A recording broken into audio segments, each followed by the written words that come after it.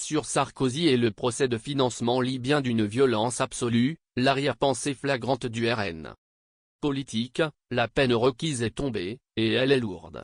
Le parquet national financier a réclamé, à l'encontre de Nicolas Sarkozy, 7 ans de prison et 300 000 € d'amende dans l'affaire du financement présumé de sa campagne présidentielle de 2007 par Mouammar Kadhafi.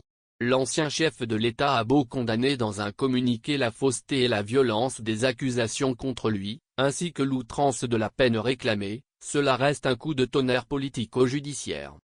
Si la gauche est globalement silencieuse, à l'exception de quelques rares prises de parole pour se féliciter que la justice passe sur ces affaires qui font énormément de mal à la politique, le Rassemblement national est, lui, beaucoup plus bruyant.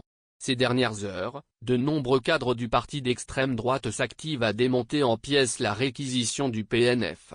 Et apporter leur soutien à l'ancien président.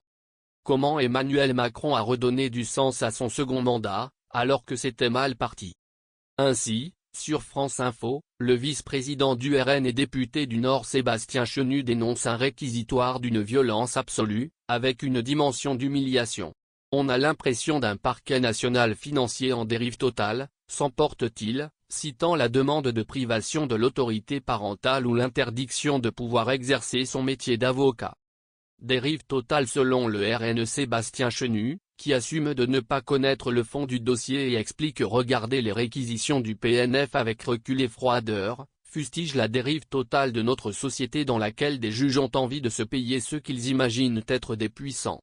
Selon lui, quand on enferme quelqu'un, c'est parce qu'il représente un danger. Nicolas Sarkozy n'a pas volé, n'a pas tué. Même incompréhension du côté du député RN des Bouches-du-Rhône.